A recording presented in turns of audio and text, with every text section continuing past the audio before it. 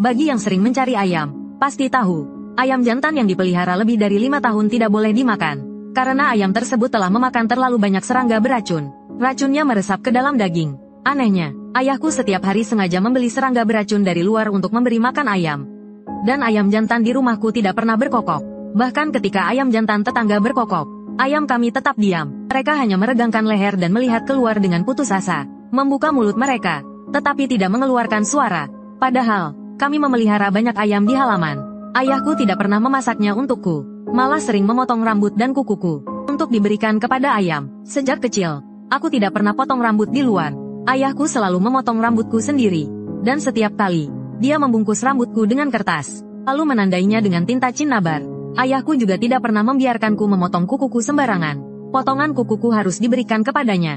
Jika ada yang hilang, dia akan mencarinya setengah mati. Dan setiap kali ayahku memotong rambutku, harus dilakukan pada tanggal 15 bulan lunar. Suatu hari aku tidak tahan dan bertanya kepadanya, mengapa dia memberi makan ayam dengan rambutku? Dia menjawab dengan tenang, kamu sio ayam, dengan menambahkan rambutmu, ayam akan tumbuh lebih cepat. Namun, aku selalu merasa ada sesuatu yang lebih dari itu. Aku pernah diam-diam mengamatinya 2 kali, dan baru tahu, bahwa setiap kali setelah memberi makan ayam dengan rambutku, ayahku akan menangkap ayam jantan dan melemparkannya ke kolam di halaman belakang. Melihat itu, aku terkejut, dan segera berlari kembali ke rumah. Biasanya, ayahku tidak pernah membiarkanku mendekati kolam itu, atau minum air dari kolam. Ternyata dia sering melempar ayam hidup ke dalamnya. Selain itu, ayam-ayam di rumahku sangat agresif.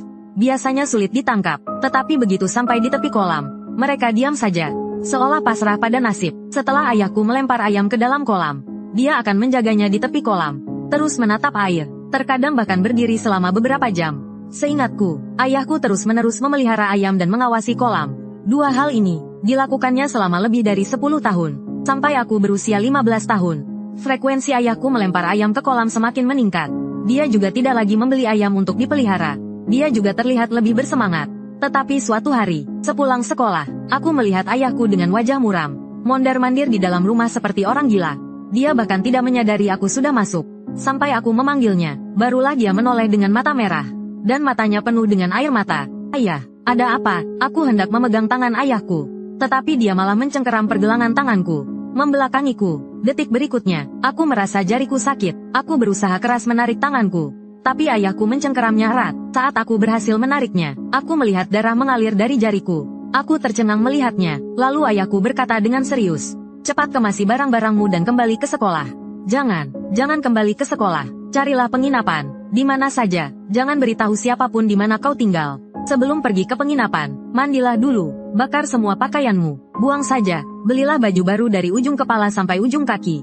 Ganti setelah mandi. Sebelum mengganti baju baru, masukkan bungkusan kain ini ke dalam saku bajumu. Aku tidak tahu apa isi bungkusan kain itu. Baunya seperti kapur barus, tapi kalau dicium lebih teliti, baunya agak berbeda. Begitu aku menerima bungkusan itu, ayahku mengosongkan isi tasku, sambil memasukkan barang-barang ke dalam tasku. Dia berkata, setelah kau berada di penginapan, jangan buka jendela atau pintu. Tunggu aku mencarimu. Jika aku datang jam 9 pagi, ikutlah denganku. Jika kau mendengar suaraku di tengah malam, jangan buka pintu. Tunggu sampai siang hari, lalu pergilah. Temui pamanmu. Setelah bertemu dengannya, dia akan mengatur masa depanmu. Dalam perjalanan ke rumah pamanmu, jangan takut apapun yang kau temui.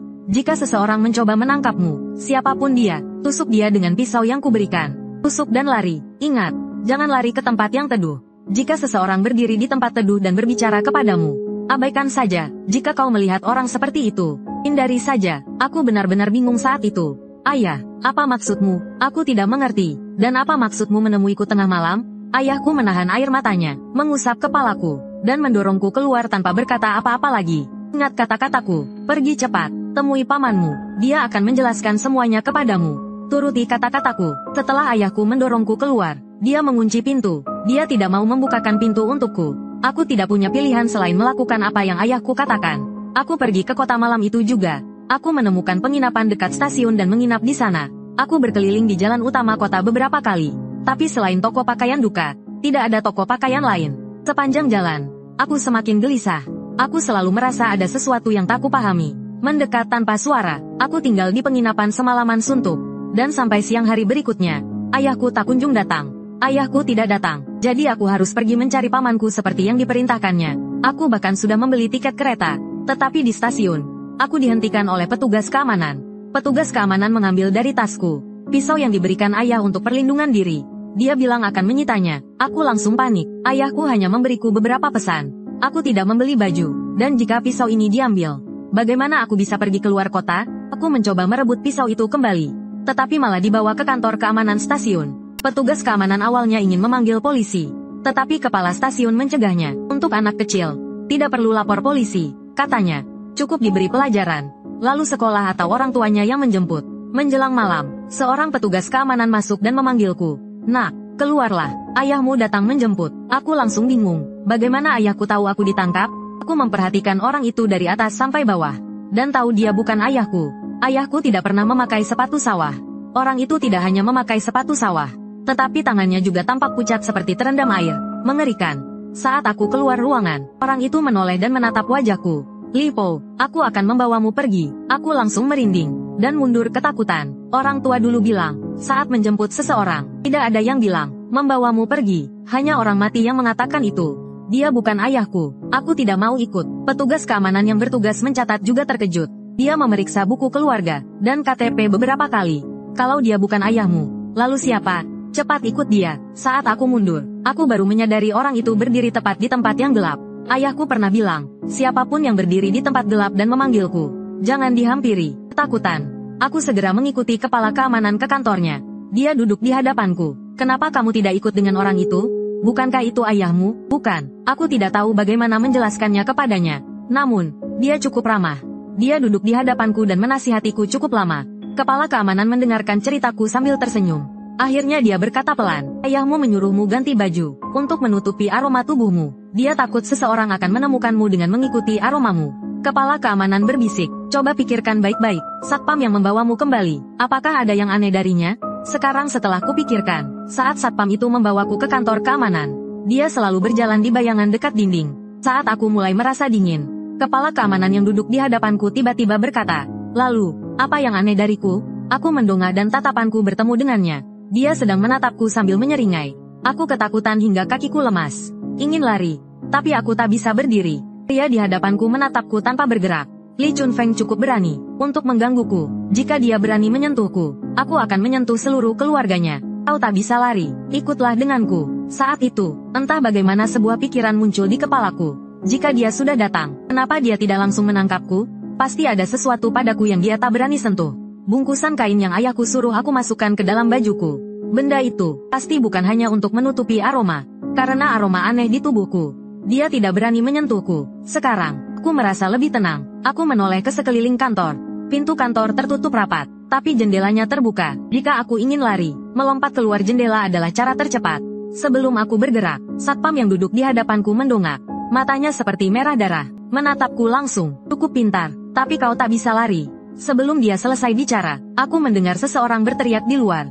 Kenapa orang ini tidak bernapas? Cepat panggil ambulans. Siapa orang ini? Dia Li Chunfeng. Aku mendengar seseorang di luar memanggil nama Li Chunfeng. Lalu aku menggedor pintu seperti orang gila dan berteriak. Itu ayahku, panggil ambulans. Jantungnya lemah. Saat aku keluar, stasiun sudah kacau balau. Aku sengaja berdesak-desakan di antara kerumunan. Berusaha keluar. Satpam yang mencegatku di kantor. Entah sejak kapan berdiri di bayangan dekat pintu. Dengan tangan terkulai di samping tubuhnya, terus menyeringai padaku. Ambulans datang. Awalnya petugas medis tidak mengizinkanku naik. Aku langsung memeluk ayahku dan menangis terseduh-seduh. Perawat itu iba dan akhirnya mengizinkanku naik ke ambulans. Saat aku berusaha membuka pintu ambulans, aku mendengar tawa sinis di dekat telingaku. Kau percaya atau tidak, sebentar lagi aku bisa kembali ke tubuh mayat itu. Setelah ambulans berjalan, barulah aku menoleh ke arah pintu. Satpam itu masih berdiri di tempat yang sama. Hanya saja badannya berputar, menunjuk ke arah dalam ambulans. Saat itulah, aku memperhatikan mayat itu dengan seksama. Itu bukan ayahku, tapi orang desa. Aku tidak ingat siapa dia. Aku akhirnya merasa lega. Ayahku tidak mati. Dia pasti akan datang menyelamatkanku. Aku hanya perlu bertahan sampai ayahku datang. Meskipun aku jarang ke kota, aku sangat hafal jalannya. Ambulans ini salah jalan. Bukankah arahnya menuju mulut terowongan? Saat itu, kedua petugas medis di dalam ambulans menoleh ke arahku. Menatapku dengan seringai sinis. Saat itu, aku tidak peduli lagi. Aku membuka pintu dan melompat keluar dari ambulans.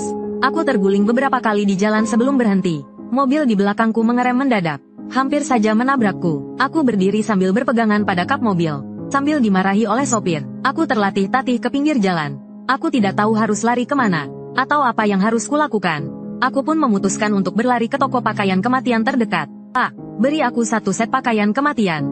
Pemilik toko hendak menutup toko, ketika melihat seorang anak berlumuran darah, berlari masuk dan mencoba pakaian kematian di tokonya. Dia hampir saja terjatuh ketakutan. Aku tidak peduli dengan reaksinya. Aku mengenakan pakaian kematian itu, melempar uang ke meja, dan berlari keluar. Aku mencoba menyetop beberapa mobil sambil mengenakan pakaian kematian, tapi tidak ada yang berani berhenti. Aku sudah tidak kuat lagi berlari, jadi aku masuk ke sebuah kuil kecil di pinggir jalan. Setelah mengganjal pintu dengan meja altar, aku duduk di samping meja. Tidak lama kemudian, muncul titik merah di dinding kuil yang retak. Sepertinya ada seseorang yang berjongkok di luar, mengintip ke dalam melalui celah dinding. Aku langsung duduk tegak. Orang di luar tertawa kecil. Kau pikir dengan bersembunyi di kuil, kau bisa lolos dariku? Tunggu saja, hantu di kuil ini akan kembali, dan kau akan mati lebih cepat. Aku langsung merinding. Aku sudah sering mendengar cerita tentang hantu yang tinggal di kuil. Saat aku masuk tadi, ku tidak melihat tablet nama di meja altar. Ini adalah kuil kosong. Orang di luar kuil masih berbicara. Orang di luar kuil masih berbicara. Sebentar lagi, angin akan bertiup. Kau akan tahu, angin dari langit bertiup sepoi-sepoi. Angin hantu berhembus seketika. Rasakan baik-baik, apakah ada sesuatu yang meniup angin di dekatmu? Saat itulah aku menyadari, rambutku terangkat sedikit demi sedikit. Tapi tiba-tiba sebuah pikiran terlintas di benakku. Tidak benar, dia sudah memojokkanku di kuil ini. Mengapa dia masih tidak berani masuk? Dia takut dengan bungkusan yang kubawa. Aroma bungkusan itu pasti memiliki batas waktu. Aku mengeluarkan bungkusan kain putih itu. Kau takut dengan ini, kan? Aku akan memakannya sekarang. Lihat saja bagaimana kau akan menangkapku. Setelah aku memakan isi bungkusan itu dengan sembarangan, aku melempar bungkusan itu dan berteriak ke arah dinding. Beraninya kau masuk dan menangkapku. Orang di luar tertegun beberapa detik, lalu tertawa terbahak-bahak. Nak, kau benar-benar berani. Berani memakan apa saja. Li Chunfeng telah menangkap hantu seumur hidupnya, dan putranya sendiri menjadi hantu. Aku benar-benar ingin melihat, apakah dia akan membunuhmu. Aku tidak mengerti apa yang dia maksud. Tapi aku mengerti satu hal. Ayahku sudah mati. Aku hampir pingsan. Tapi dia terus tertawa. Nah, jika kau masih hidup, kembalilah padaku. Dalam hidup ini, entah kami yang akan membunuh seluruh keluargamu, atau kau yang akan membunuh kami. Aku belum mengerti apa yang terjadi. Tapi aku merasa perutku seperti terbakar api. Sakit yang luar biasa. Pandanganku menjadi gelap dan aku pingsan di kuil tanah. Ketika aku bangun, hal pertama yang kulihat adalah seorang pria parubaya, duduk bersila. Detik berikutnya, aku mendengarnya berkata, aku sedang memikirkan bagaimana cara menanganimu. Pria itu menatapku dengan tajam dan berkata, namamu Lipo, kau putra Li Chunfeng. Namaku Kumo, ku kakak seperguruan Li Chunfeng. Orang yang ayahmu suruh kau temui adalah aku. Reaksi pertamaku bukanlah memanggilnya, melainkan mundur beberapa langkah secara diam-diam. Kedatangan orang ini terlalu tepat. Kumo sepertinya tidak memperhatikan reaksiku, dan berkata pada dirinya sendiri, aku sedang berpikir, haruskah aku membunuhmu? Tubuh dan takdirmu pada dasarnya sudah mewakili angka yin tertinggi. Sekarang kau telah memakan Saripati Raja Hantu. Sama saja dengan menyerahkan nyawamu ke alam baka. Kau hidup sebagai hantu. Aku harus membunuhmu. Kedatangan Kumo terlalu mencurigakan. Kemunculannya lebih tiba-tiba daripada orang yang mengejarku kemarin. Setidaknya, ayahku tidak pernah bilang, pamanku akan datang menemuiku. Saat itu, Kumo menatapku, ikut aku. Kalau tidak, kuambil nyawamu sekarang juga. Setelah mengatakan itu, Kumo berjalan keluar dari kuil tanah tanpa menoleh ke belakang. Aku sedikit ragu, lalu mengikuti Kumo menuju terowongan. Kumo terus berjalan masuk ke dalam terowongan. Sebelum berbicara lagi, berani kau masuk ke terowongan ini? Tanya Kumo sambil berjalan. Terowongan ini sebenarnya adalah perbatasan antara dunia manusia dan dunia lain. Manusia dan hantu bisa melewatinya. Hati-hati saat berjalan, jangan sampai menabrak teman-teman yang menghindari sinar matahari. Aku takut mendengar kata-katanya. Aku menoleh ke belakang, dan melihat sesosok bayangan jongkok di mulut terowongan. Ia membungkuk, dan mengendus puntung rokok yang dibuang sopir dari mobil. Ketika aku menoleh, sosok itu sepertinya tahu aku sedang memperhatikannya. Tiba-tiba ia mengangkat kepalanya, dan tersenyum ke arahku sebelum menghilang. Aku belum sempat tersadar, ketika Kumo berkata, kau sekarang seperti mereka, kemanapun kau pergi, kau bisa melihat mereka. Manusia bisa melihat hantu bukanlah hal yang baik, karena hantu akan meminta bantuan manusia. Jika kau tidak membantunya, dia mungkin akan mengikutimu. Begitu Kumo selesai bicara, orang yang tadi berjongkok di mulut terowongan muncul di sampingku. Punya rokok? Beri aku satu. Nyalakan dan letakkan di tanah saja. Aku memang punya rokok. Aku diam-diam merokok sejak SMP tanpa sepengetahuan ayahku. Aku segera mengeluarkan sebatang rokok dan menyalakannya, lalu meletakkannya di tanah. Sosok itu menghisap rokoknya dalam-dalam 2 kali sebelum berkata, Ada seseorang di saluran pembuangan di depan sana. Dia meminta bantuanmu. Terserah kau. Aku melihat ke arah yang ditunjuk orang itu. Memang ada lubang gat yang gelap gulita di sana. Ujung lubang gat itu masih mengeluarkan hawa dingin. Aku tanpa sadar mundur selangkah. Tapi Kumo justru melangkah ke arah lubang gat. Ketika hantu meminta bantuanmu, mereka akan memberimu imbalan. Kau memberi hantu tadi sebatang rokok.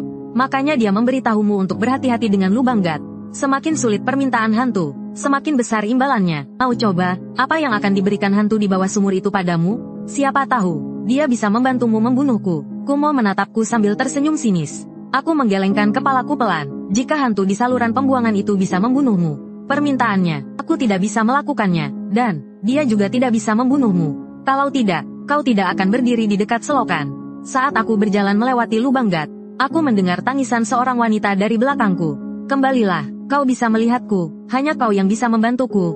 Kematianku sangat tidak adil, tidak ada yang membelaku. Tangisan wanita itu terdengar memilukan. Aku menundukkan kepala dan mengikuti Kumo keluar dari terowongan. Detik berikutnya, terdengar jeritan dari belakang. Wanita itu menjerit, kau bahkan tidak mau memberiku janji?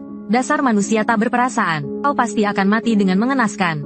Tunggu saja, saat kau melewati jalan ini lagi, aku pasti akan membunuhmu. Mendengar itu, aku sangat marah. Kenapa aku harus mati hanya karena tidak membantunya? Kumo malah tertawa saat itu. Kau ingin membunuhnya? Katakan padaku, apakah kau ingin membunuhnya? Ingin. Aku bisa melihat hantu, tapi aku tidak bisa membantunya. Aku bahkan tidak tahu apakah aku bisa hidup sampai hari ini. Lalu bagaimana aku bisa berjanji padanya? Kumo mencibir dan berbalik. Ikut aku, jika kau tertinggal 10 meter, aku akan membunuhmu. Aku agak takut, tapi aku hanya bisa mengikutinya dengan patuh. Aku selalu menjaga jarak agar tidak melebihi batas yang ditentukannya. Aku dan Kumo terus berjalan hingga hampir sampai di pintu masuk desaku. Dia meraih batu di pinggir jalan. Batu itu diremukkannya dengan mudah. Lalu dia berkata dengan tenang, sebentar lagi sampai di rumahmu. Kau bisa coba berteriak minta tolong. Jika ada yang datang menyelamatkanmu, kau bisa melarikan diri. Sebelum sampai di depan rumahmu, kau punya banyak kesempatan. Bagaimana aku berani lari? Membunuhku semudah menginjak semut baginya. Kami baru saja memasuki desa, dan berpapasan dengan kepala desa. Kepala desa mengamati Kumo dari atas ke bawah. Lipo, kau kedatangan tamu. Siapa ini? Aku membuka mulutku. Akhirnya hanya berkata, teman ayahku, orang yang kujemput di kota hari ini. Kepala desa tidak curiga. Dia mengiyakan dan pergi. Setelah itu aku menyesal. Aku ingin hidup, tapi aku tak bisa membiarkan penduduk desa terlibat hanya untuk menyelamatkan diriku sendiri. Jika aku benar-benar berteriak minta tolong, meskipun hubungan mereka dengan keluargaku tidak baik, mereka tak akan membiarkanku ditangkap. Tapi, siapa di desa ini yang bisa menahan satu pukulan Kumo? Kumo menyeretku ke depan pintu rumahku, dan hanya menepuk pintu rumahku dengan pelan. Aku mendengar suara, baut pintu patah dari balik pintu. Lalu pintu besi itu perlahan terbuka. Saat aku melihat rumahku lagi, aku hampir menangis. Dulu, setiap kali pintu berbunyi, ayahku akan keluar menyambutku. Kumo berkata dengan tenang, pergilah temui ayahmu. Ku tak peduli lagi pada Kumo, dan langsung berlari masuk ke rumah. Aku berlari mengelilingi rumah, lalu berlari ke kolam di belakang rumah. Kolam itu sekarang sudah kosong, hanya tersisa lubang besar yang mengeluarkan udara dingin. Aku meluncur menuruni tepi lubang, dan melihat pintu besi besar yang menempel di dinding batu. Di balik pintu itu hanya ada gua batu seluas sekitar 10 meter persegi. Gua itu kosong. Aku berputar-putar di dalam gua, dan akhirnya air mataku jatuh. Saat aku sedang kebingungan, Kumo berteriak dari atas lubang. Kau mau tinggal di lubang itu? Naiklah. Aku mengusap air mataku dan memanjat keluar dari lubang. Kumo berkata dengan santai, akulah musuhmu, tapi kau tak punya kemampuan untuk membunuhku. Sekarang aku beri kau dua pilihan. Pertama, ikut aku, dan belajar kungfuku dariku, lalu balas dendam dan bunuh aku. Pilihan kedua, aku akan membunuhmu sekarang, dan biarkan kau berkumpul dengan Li Chunfeng. Mana yang kau pilih? Aku menggertakkan gigi dan berkata, aku ingin membunuhmu. Kumo meletakkan tangannya di belakang dan berkata, ingin balas dendam? Kau harus hidup dulu. Makhluk yang mencarimu belum pergi. Dalam 3 hari, dia akan datang lagi. Kau tinggal di rumah selama 3 hari.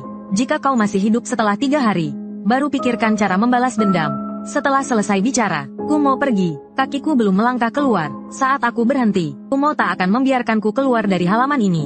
Dia pasti sedang menungguku di suatu tempat. Lagi pula, jika aku lari ke tempat asing, apakah aku bisa lolos dari hantu yang mencarimu? Satu-satunya yang bisa kulakukan adalah mencari informasi di internet. Saat aku baru saja menyalakan komputer ayahku, aku melihat sebuah dokumen di desktop bertuliskan untuk Poer. Dalam surat itu, ayahku menulis, saat kau lahir, kakak seperguruanku berkata ingin membunuhmu. Dia pikir aura yin di mekmu terlalu berat dan di masa depan akan berubah menjadi Sebuah bencana yang menghancurkan dunia. Membunuhmu berarti menyelamatkan orang lain. Untuk menyelamatkan hidupmu, aku mengkhianati guruku. Aku membalikkan situasi Feng Shui. Memberi makan ayam dengan rambut dan kukumu. Semua itu untuk memindahkan mekmu ke mayat itu. Hanya dengan cara ini nasibmu bisa diubah. Aku menyuruhmu lari, agar kau punya kesempatan untuk hidup. Mayat itu terus menyerap auramu. Selama kau di dekatnya, dia pasti akan menemukanmu. Jangan pedulikan mayat itu. Aku meninggalkan cara untuk melarikan diri di rumah. Setelah membaca surat ini, aku semakin bingung dengan semua yang terjadi. Tanpa diduga, sedetik kemudian, aku merasakan hawa dingin di belakangku. Aku sangat ketakutan sampai berdiri. Setelah berpikir panjang, aku teringat belati yang diberikan ayahku. Belati itu. Dan aku harus pergi ke kamarnya. Aku harus pergi ke kamarnya. Aku mengobrak-abrik kamarku untuk waktu yang lama, sebelum akhirnya menemukan belati itu di balik rak buku. Karena ayahku meninggalkan cara untuk melarikan diri, tempat itu pasti tidak mencolok, dan memudahkan aku untuk melarikan diri. Kupikir-pikir, satu-satunya tempat aneh di rumahku, mungkin hanya kamarku sendiri. Aku bergegas ke kamarku dan mendorong jendela. Tapi aku bertemu pandang dengan sesosok bayangan di luar jendela. Itu ayahku, berdiri di luar jendela. Wajah ayahku sebagian besar tertutup lumpur, dan lumpur di wajahnya bercampur darah. Kedua matanya juga merah padam. Jangan bersuara, aku akan membawamu pergi. Berikan tanganmu padaku. Dengan memberanikan diri, aku mengulurkan tanganku. Dia langsung menggenggam pergelangan tangan kiriku, dan menarikku ke depan. Aku terhuyung ke arah jendela. Saat lututku menyentuh ambang jendela, aku mengeluarkan belati, dan menusukkannya. Tapi pisaunya sepertinya tidak berfungsi. Dia terkekeh, lalu meraih pergelangan tangan kananku, dan menarikku keluar sekuat tenaga. Saat aku berpikir aku tidak akan bisa melarikan diri, aku mendengar suara ledakan keras seperti petir di telingaku. Pandanganku menjadi putih, dan setelah itu, ketika aku bisa melihat dengan jelas lagi, ada bekas terbakar di dinding, berbentuk manusia, kumuh, yang entah kapan muncul, menarikku ke samping, dan berkata kepada bayangan itu, "Kembali dan beritahu tuanmu, nyawa Lipo." Aku yang menginginkannya. Bayangan itu mengeluarkan suara seperti tangisan hantu. "Kau berani merebut orang yang diinginkan tuanku?" Kumo berkata dengan dingin. "Suruh tuanmu bicara langsung denganku." Bayangan itu mengeluarkan suara seperti tangisan hantu. "Kalau kau tak mau menyampaikan pesan, tinggallah di sini," kata sosok bayangan itu dengan tajam. "Tuan saya cepat atau lambat akan mencarinya." Kumo mengangkatku dan membawaku keluar melalui pintu utama. Kumo masih berjalan di depan dengan tangan di belakang punggungnya. Setelah berjalan cukup jauh, barulah dia berkata, "Bagaimana kau tahu orang di luar jendela itu bukan Li Chunfeng? Saat ayahku pergi, dia begitu terburu-buru, pasti tidak sempat meninggalkan surat untukku. Surat itu pasti ditulis oleh hantu. Dia takut padamu, makanya dia menyuruhku untuk melarikan diri. Jika aku menghilang dari pandanganmu, aku benar-benar akan mati." Kumo memasang wajah muram. "Aku selalu menghindari pandanganmu. Bagaimana kau tahu? Aku akan mengejarmu." "Aku tidak tahu. Kalau aku tidak menyelamatkan diri, aku pasti mati. Aku hanya bisa mencoba." Tak disangka, Kumo malah tertawa. Li Chunfeng si bodoh itu. Hanya karena seorang putra, apa yang membuatnya begitu enggan? Tak lama setelah kami pergi, Kumo membawaku ke hutan lebat. Ia berhenti di depan sebuah makam yang terbengkalai. Dia menepuk batu nisan itu 3 kali berturut-turut. Tiba-tiba, muncul retakan di atas makam. Lalu, sebuah tangan muncul dari tanah. Sebuah boneka kertas merangkak keluar dari makam. Aku sangat ketakutan hingga mundur beberapa langkah. Namun, Kumo tampak sangat tenang. "Lepaskan bajumu dan berikan padanya." Aku tidak tahu apa kegunaan khusus dari boneka kertas ini, tapi aku tetap patuh melepas bajuku, dan melemparkannya ke boneka kertas itu.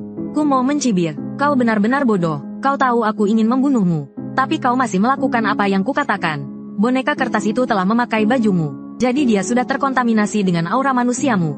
Kemanapun kau lari, dia akan menemukanmu. Jangan coba-coba lari. Jika kau ingin hidup, kau harus membunuhnya." Kemudian, Kumo berkata dengan serius, "Di dalam boneka kertas ini terdapat 9 arwah manusia. 9 orang ini semuanya kejam dan bengis. Kau harus membunuhnya 9 kali untuk memusnahkannya. Setelah kau membunuhnya 9 kali, dia tidak akan menghantuimu lagi. Kurang sekali saja, kau akan mati." Detik berikutnya, Kumo mengubah nada bicaranya. "Jangan khawatir, ku selalu bermain adil. Aku tidak akan membiarkan 9 hantu itu membunuhmu, tanpa mengajarimu apapun." Tak disangka, semua yang dikatakan Kumo benar. Saat pertama kali aku melawan boneka kertas itu, aku dikubur hidup-hidup di dalam makam. Aku hampir kehilangan kesadaran karena kehabisan napas. Aku baru saja ditarik Kumo dari kuburan. Saat itu, Kumo memberitahuku, "Kalau kau tidak bisa mengalahkannya, kau harus mencari cara untuk menipunya. Bertarung secara langsung saat kau lemah. Itulah yang dilakukan orang bodoh." Kupikir, karena aku tidak bisa mengalahkan manusia kertas, mungkin aku bisa berteman dengan mereka. Jadi aku mencoba berkomunikasi dengan mereka. Aku butuh waktu sebulan untuk berteman dengan manusia kertas. Tapi saat aku bertarung dengan mereka untuk kedua kalinya, aku dilempar ke sungai tanpa ampun. Saat itu aku panik. Apa yang kau lakukan? Aku benar-benar muak denganmu, orang licik. Kumo menertawakanku dingin. Kau pikir setelah berteman dengan mereka tidak akan membunuhmu? Kumo jarang berbicara denganku, kecuali saat melatihku. Terkadang dia tidak mengucapkan sepatah kata pun selama berhari-hari. Tapi aku semakin merasa bahwa dia bukanlah musuhku. Namun, aku juga menemukan Kumo membuat boneka kayu. Saat latihan, boneka kayu buatan Kumo sangat detail. Bahkan sampai ke setiap persendiannya. Setelah dia menyelesaikan 9 boneka kayu, dia memberitahuku, dulu hanya 1 orang yang menghajarmu. Sekarang ada 9, kau bisa menunggu ajalmu. Tiba-tiba, wajahku pucat pasi karena ketakutan. Tak disangka, malam itu mereka mulai memburuku. Dalam waktu kurang dari 1 jam, aku terpojok di dalam gua. Kali ini, boneka kayu itu benar-benar ingin membunuhku. Mereka bahkan membakar gua itu. Api besar itu sepenuhnya menutupi pintu gua. Aku terjebak di dalam, tak bisa melarikan diri. Saat Kumo datang, batu di pintu gua sudah membara karena api. Saat Kumo memerintahkan boneka kayu untuk menyiram api, batu yang terbakar meledak karena air dingin. Pak, Kumo langsung masuk ke dalam gua sebelum asap hilang. Lipo, keluar, aku tahu kau belum mati. Jangan berpikir kau bisa bersembunyi di bawah tanah. Lalu aku tidak bisa menemukanmu. Aku berkata di belakangnya, apa gunanya permainan ini? Membunuh selalu menjadi permainan yang paling menarik. Jika kau ingin hidup, bunuh kami. Kalau tidak, aku yang akan membunuhmu. Setelah mengatakan itu, Kumo melangkah keluar dari gua. Setelah hari itu, Kumo dan yang lainnya sepertinya benar-benar ingin membunuhku. Serangan mereka semakin brutal. Beberapa kali mereka hampir merenggut nyawaku. Hingga suatu hari, manusia kertas itu bergegas masuk ke rumah. Kami akan pergi bersama tuanku. Tuanku bilang, jika dia tidak kembali dalam 3 bulan, kau boleh turun gunung sendiri. Kukira ini tipuan mereka lagi. Aku tak menghiraukannya, tapi setelah aku tinggal sendiri di gunung untuk beberapa waktu, aku mulai mengkhawatirkan Kumo, seperti aku mengkhawatirkan ayahku dulu. Namun, 2 bulan kemudian, Kumo kembali, dan dia terluka parah. Saat aku menyambut Kumo, dia malah yang bicara duluan. Aku terluka parah, sebaiknya kau bunuh aku sebelum lukaku sembuh. Kalau tidak, kau tak akan punya kesempatan. Tapi Kumo bahkan tidak memberiku kesempatan untuk bicara, dan kembali ke kamarnya. Kumo tidak mengizinkanku masuk. Jadi aku meletakkan obat dan makanan di depan pintunya. Setiap hari seperti itu, sampai setengah bulan kemudian, Kumo akhirnya keluar dari kamarnya, dan turun gunung sendirian. Saat dia kembali, dia membawa sebotol arak. Dia memanggilku, dan menuangkan segelas arak untukku. Minumlah. Setelah minum arak ini, hubungan kita berakhir. Aku berpikir lama dan tak tahu bagaimana harus memanggilnya. Akhirnya aku hanya berkata, apakah kau pamanku? Kumo tersenyum. Sebenarnya, kau tak perlu memikirkan hal-hal ini. Sekarang, aku tak punya apa-apa lagi untuk diajarkan padamu. Aku juga harus mengurus urusanku sendiri. Jika kau ingin membunuhku, hari ini adalah kesempatan terakhir. Aku memegang gelas arak. Kemana ayahku pergi, kau harus mencarinya sendiri. Bisakah kau bertemu dengannya? Tergantung takdir dan kemampuanmu sendiri. Kumo menuangkan arak untuk dirinya sendiri. Dulu, aku membuatmu melempar koin untuk menentukan hidup dan mati. 5 tahun kemudian, aku membuatmu memilih lagi. Kali ini aku memintamu memilih untuk membantu manusia atau membantu hantu. Aku mengerutkan kening dan hendak bertanya apa maksudnya. Kumo kembali berkata, murid dari perguruanku memiliki 2 jalan yang bisa dipilih. 1 membantu manusia membasmi hantu. 1 lagi membantu hantu membunuh manusia. Tergantung pilihanmu. Aku mencoba bertanya, kau pilih yang mana? Kumo tertawa, membantu manusia atau membantu hantu. Tergantung suasana hatiku. Lagi pula ini bisnis. Uang siapapun sama saja. Kumo mengubah topik pembicaraan. Tapi, kau harus memilih. Kau telah memakan saripati Raja Iblis tahun itu. Sama saja kau mendorong dirimu sendiri ke alam baka. Jadi, kau harus memilih untuk dekat dengan manusia atau dekat dengan hantu. Kau harus memilih jalan yang akan kau tempuh nanti. Aku tersenyum dan mengambil koin besar dari saku. Kujentikkan koin itu ke udara dengan jariku. Anggap saja ini memenuhi keinginanmu dulu. Sampai koin itu jatuh di meja. Kami berdua menatap koin besar di meja. Sisi belakang koin menghadap ke atas. Lubang koin tampak bercahaya kemerahan seperti darah. Kumo tak bisa menahan napas. Koin yang kau lempar tidak hanya menunjuk ke jalur yin, tapi juga bercahaya darah. Ini jalan yang paling tidak diinginkan ayahmu. Ulangi saja, takdir sudah ditentukan. Untuk apa dipaksakan? Aku sudah bilang saat menjentikkan koin. Semua tergantung takdir. Kumo menghela nafas dan berdiri. Ikut aku, kita akan memberi hormat pada leluhur. Masuk, dan juga keluar. Kumo membawaku ke sebuah gua dengan meja altar. Dengan hormat, dia memberi Hei Bai Wuchang di meja altar 3 batang dupa. Leluhur yang agung, Kumo, murid generasi ke-6 dari aliran pintu peti mati Yi. membawa murid generasi ketujuh. Lipo, untuk masuk. Semoga leluhur melindungi kami. Kumo mengambil sebuah kotak dari bawah meja altar, dan mengeluarkan 2 rantai seukuran ibu jari. Ini adalah rantai pemburu jiwa. Meskipun tidak sebaik artefak leluhur, tetap dihormati di dunia persilatan. Simpan baik-baik. Aku terdiam beberapa saat sebelum berkata, leluhur memiliki kekuatan yang luar biasa. Dengan banyak bawahan, prajurit hantu, mengapa tidak mencari jiwa sendiri? Aku juga tidak tahu. Lagi pula, tidak ada dari kita yang pernah bertemu leluhur.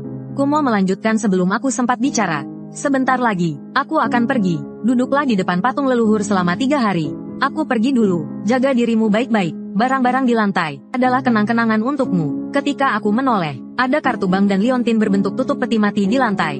Liontin yang selalu dijaga ayahku berbentuk peti mati tanpa tutup. Sedangkan yang ditinggalkan Kumo adalah tutup peti mati. Jika digabungkan, keduanya akan menjadi peti mati utuh. Kumo melangkah keluar gua sebelum aku sempat membuktikan dugaanku. Kumo tidak menunggu saya untuk memverifikasi tebakan saya, dan melangkah keluar dari gua. Kau harus cepat dewasa, hantu yang ingin membunuhmu dulu tidak akan memberimu banyak waktu. Paling cepat, Xiao Tian berkata. 5 tahun lagi aku akan mencarimu. Xiao Tian berkata. Hati-hati. Xiao Tian berkata. Aku membungkuk dalam-dalam ke arah punggung Kumo. Xiao Tian berkata. Guru. Xiao Tian berkata. Semoga perjalananmu lancar. Xiao Tian berkata. Setelah guru pergi, Xiao Tian berkata. Aku duduk di depan patung leluhur selama 3 hari. Xiao Tian berkata. Tetapi aku tidak menerima warisan apapun. Xiao Tian berkata. Aku bahkan tidak merasakan keberadaan leluhur. Namun, beberapa hari kemudian, pada tanggal 15 kalender lunar, aku melihat sesosok orang di dekat pintu masuk gua.